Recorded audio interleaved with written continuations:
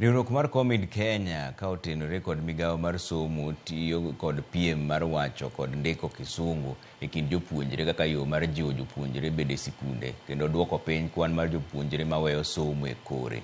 Jafwambo marwa George Juma miyowa ler mar wachni.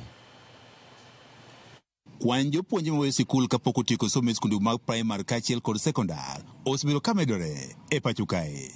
Lipot manogol riwruogno ma ong'ere kaka The Foundation Literacy and Numeracy Assessment kata FLANA higani yango ni kwan jopuonjre manoweyo sikul mantie kind higni 6 kod 15 osemedore ka owuok atamalo 7.5 e higa mar 2021 nyaka atamalo 8.5 e higa mar 2023.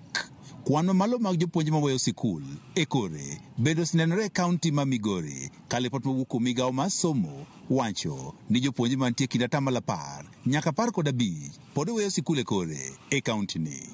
Awende en achiel kuom sub-counties ma kwan jopuonjre mathoth pod weyo sikul e kaunti ma Migori. Awendo asa sub-county wanyalo wacho ni nyocha wan gi midhiero maduong' e wach mar nyithindo maweyo skul mohiu nikech kit tich matimore Awendo. Kang' ma giweyo skul ni e kind 10 to gi 15%.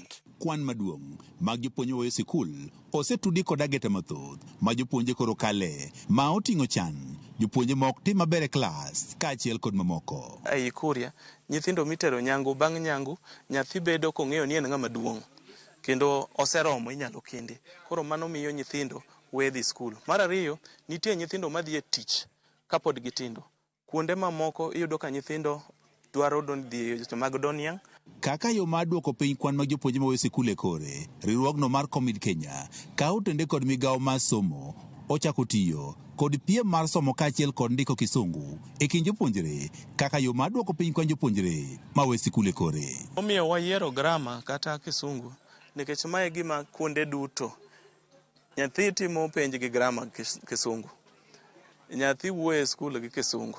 Kidhi e areas mamoko kisungu ni iyudo ka pek bede ka gisomo e skul ma ochuno kata ni nitie odiochienge mirido mondo giti gang'o gi kisungu. It assisted us so much, one in sustaining the students in school, retaining them, and also bringing them back to school for the dropouts. E bwo chenro ni jopuonjre mawuok e skunde 40 mayudore e kaunti ma Migori ne obedo kod piem mar wacho kaachiel kod ndiko kisungu e gweng' mag Mabera e kaunti ma Migori. Self-esteem. Sub-counties are adek, ma en Awendo sub-county, Kuria East sub-county kod Ntimaru sub-county. Kenya osekonyo duoko chien bende wach mar learner dropout.